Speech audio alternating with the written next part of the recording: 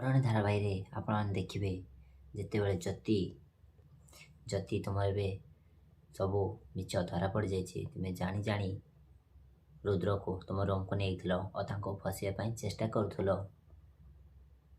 ଏମିତି ଆସି କହିବେ, ତୋର ଏତେ ସାହସ, ମୋ ପୁଅକୁ ଆସି ତୁ ଫସିବାକୁ ଯାଉଥିଲୁ, ତୋତେ ମୁଁ ଆଜି ଛାଡ଼ିବେନି। ତାପରେ ସେ ସ୍ନେହାକୁ ଗୋଟିଏ ଶକ୍ତ ଚାପଡ଼ ମାରିବେ।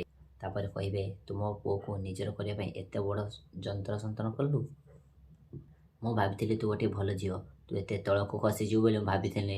ଭଦ୍ର ଆସି କହିବେ, ସ୍ନେହା ତୁ ଏଇଆ କରୁଛୁ, ତୋର ଏ ଘରେ ରହିବାର କୌଣସି ଅଭିଯୋଗ୍ୟ ନାହିଁ। ତୁ ଏଇ ମୁହୂର୍ତ୍ତରେ ଏ ଘର ଛାଡ଼ି ଚାଲିଯା। ମୁଁ ତୋତେ ଆଉ ଏ ଆଖି ସାମ୍ନାରେ ଦେଖିବା ପାଇଁ ଚାହୁଁନି। ସ୍ନେହା କହିବେ, ନାଇଁ ମା ଠାକୁରାଣୀ, ଏମିତି କୁହନ୍ତୁନି।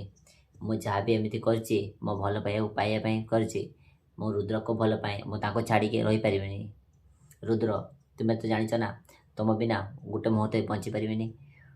ଦେଖିବ, ତୁମେ ମୋତେ କଥା ଦେଇଥିଲ, ତୁମ ସାଙ୍ଗ ରହିବ, ତୁମେ ମୋତେ ବାହା ହେବ, ତୁମେ ମୋତେ ଛାଡ଼ି କୁଆଡ଼େ ଯିବନି। ତୁମେ ତୁମ ପ୍ରମିସ୍କୁ ଏତେ ଜଲ୍ଦି କେମିତି ଭାଙ୍ଗିଲ? ନାହିଁ ରୁଦ୍ର, ଆମେ ଦୁଇ ଜଣ ଏକାଠି ହେବା। ଆମ ଦୁଇ ଜଣଙ୍କୁ କେବେ ବି କେହି ଅଲଗା କରିପାରିବେନି। ରୁଦ୍ର କହିବେ, ଚୁପ୍ କର ସ୍ନେହା, ମୁଁ ଆଉ କିଛି ବି ଶୁଣିବା ପାଇଁ ଚାହୁଁନି। ତୁମେ ଏତେ ବଡ଼ ମିଛି ହେଇଥିବ ବୋଲି ମୁଁ କେବେ ବି ଭାବିନଥିଲି। ସ୍ନେହା କହିବେ, ଯଦି ମୋ କଥା ବୁଝିବାକୁ ଚେଷ୍ଟା କର। ମୁଁ ଆଉ ରୁଦ୍ରକୁ ଏକ କରିବା ପାଇଁ ଆମକୁ ଏକାଠି କରିବା ପାଇଁ ଚାହୁଁଥିଲା। ତେବେ ତୁମେ ଆମ ଦୁଇ ଜଣ ମଝିରେ କାହିଁକି ଆସୁଛ? ମୋତେ ମୋ ରୁଦ୍ରକୁ ଫେରାଇ ଦିଅ, ମୁଁ ତାଙ୍କ ବିନା ବଞ୍ଚି ପାରିବିନି। ଯଦି କହିବେ, ଦେଖ ସ୍ନେହା, ମୁଁ ବି ଚାହୁଁଥିଲି ଚୋର ହାବିଲଦାର ଏକାଠି ରୁହ, ଏକ ହେଇଯାଅ। ତାହେଲେ ଏବେ ତୁମର ଏଇ କାମ ଦେଖିବା ପରେ ମୋତେ ଲାଗୁଛି ଚୋର ହାବିଲଦାର ତୁମେ ଯୋଗ୍ୟ ନୁହେଁ। ସେଥିପାଇଁ ମୁଁ ତୁମକୁ ସାହାଯ୍ୟ କରିପାରିବିନି। ସ୍ନେହା କହିବେ, ଏସବୁ କାମ ସବୁ ତ ତୁମରି ପାଇଁ ହେଇଛି। ରୁଦ୍ର ମୋର ବାହାଘର ତ ଠିକ୍ ହେଇଥିଲା, ଆମେ ତ ଦୁଇ ଜଣ ବାହା ହେଇଥାନ୍ତେ। ଆଉ ତୁମ ଦୁଇ ଜଣଙ୍କ ମଝିରେ ତୁମେ ପଶି ଆସିଲ ଆଉ ରୁଦ୍ରକୁ ମୋ ପାଖରୁ ଛଡ଼ାଇ ନେଲ। ରୁଦ୍ର ଆଉ ଜ୍ୟୋତି ଆଜି ଦୁଇ ଜଣ ମିଶିକି ଆରତି କରିବ। ଆମ ଏଇ ଦୁଇ ଆରତି ସରିବା ପରେ ତୁମ ନିଷ୍ପତ୍ତି ଆମକୁ ଆଜି ଶୁଣାଇବ। ଆଜି ଜ୍ୟୋତି କହିବେ, ମହାଦେବ, ମୋ ନିଷ୍ପତ୍ତି ଯାହା ବି ହେବ ତୁମେ ମୋ ସାଥ ଦେବ ଆଶା କରୁଛି।